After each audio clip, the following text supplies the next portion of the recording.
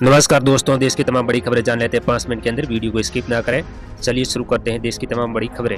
3 फरवरी को खुद पीएम नरेंद्र मोदी ने पूर्व उप मुख्यमंत्री लाल कृष्ण आडवाणी को भारत रत्न देने की घोषणा की। 60 साल की बीजेपी नेता आडवाणी से ये सम्मान पाने वाले देश के 50वें व्यक्ति हैं। पीएम नरेंद्र मोदी ने कहा कि वे हमारे समय के सबसे सम्मानित स्टेटमैन हैं। देश का सर्वोच्च सम्मान दिए जाने की घोषणा के बाद से ही पीएम नरेंद्र मोदी ने आडवाणी के बीच की रिश्तों की चर्चा भी की। अगली खबर की ओर आगे बढ़ते हैं, लेकिन अभी तक चैनल को सब्सक्राइब नहीं किया है, चैनल को सब्सक्राइब कर बेल आइकन दबाकर ऑल पर क्लिक कर लेना।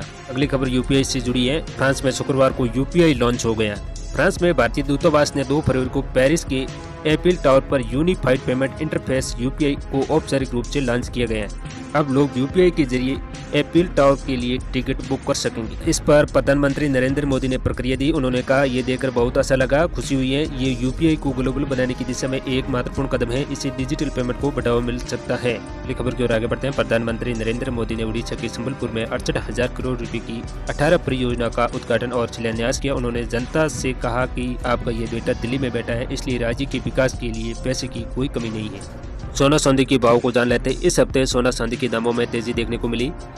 IBGA की वेबसाइट के अनुसार सपा बाजार में इस हफ्ते की शुरुआती यानी 29 जनवरी को सोना 62,497 पर था, जो अब 4 फरवरी को 63,142 रुपये प्रति 10 ग्राम पर पहुंच गया। यानी इस हफ्ते इसकी कीमत 445 रुपये की बढ़ोतरी हुई। IBGA की वेबसाइट के अनुसार इस हफ्ते चांदी में भी तेजी देखने को मिली है। इस हफ्ते की शुरुआत में ये 71,354 रुपये पर थी, जो अब 71,864 रुपये प्रति किलोग्राम पर पहुंच गई है। यानी इस हफ्ते इसकी कीमत 510 रुपये की बढ़ोतरी हुई है।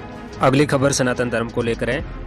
ज्ञान वापी मामले में आए हालिया कोर्ट के फैसले पर बागेश्वर धाम आचार्य धीरेन्द्र कृष्ण शास्त्री ने कहा कि वहां भगवान शंकर प्रकट होंगे, इसकी गारंटी है। वह नई दिल्ली में अपनी किताब सनातन धर्म क्या है की लॉन्चिंग पर बोल रहे हैं। उन्होंने ये भी कहा कि अगर आप कोर्ट पर सवाल उठा रहे हैं तो इसका मतलब है कि आपको खुद पर भी भरोसा नहीं है कि न्याय प्रणाली किस पार्टी के अधीन काम नहीं करती है, वह स्वतंत्र है। धीरेन्द्र शास्त्री ने किताब के बारे में कहा कि ये बसों, बूटों और अन्य लोगों के लिए भी बहुत ही सरल भाषा में लिखी गई है।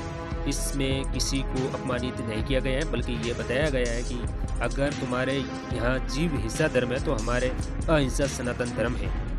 अगली खबर की ओर आगे बढ़ते हैं। प्रधानमंत्री मोदी शनिवार असम पहुंचे, जहां असम के मुख्यमंत्री हिमंत बिस्वा ने गुवाहाटी के LGBI हवाई अड्डे पर प्रधानमंत्री का स्वागत किया। प्रधानमंत्री का रंगारंग सांस्कृतिक कार्यक्रम के जरिए स्वागत किया गया। पीएम नरेंद्र मोदी 4 फरवरी को गुवाहाटी में 11,000 करोड़ रुपए के प्रोजेक्ट का उद्घाटन और शिलान्यास करें। इसके अलावा वह काम्या के मंदिर में आने वाले तीर्थ यात्रियों को विश्व स्तरीय सुविधा प्रदान करने के लिए मां काम्या की दिव्य परियोजना की भी आधारशिला रखेंगी।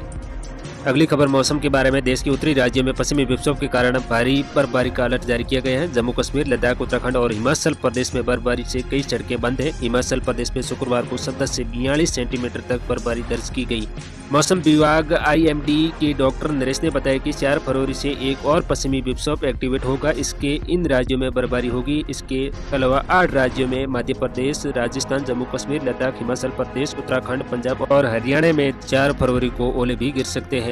इन 8 राज्यों में न्यूनतम तापमान 7 से 10 डिग्री के बीच बना हुआ है। दिल्ली, राजस्थान, मध्य प्रदेश, उत्तर प्रदेश, बिहार, पश्चिमी बंगाल और दिल्ली में शनिवार सुबह कोहरे के कारण विजिबिलिटी कम रही। दिल्ली में विजिबिलिटी 50 मीटर दर्ज की गई है। कई फ्लाइटें और ट्रेनें लेट हुई।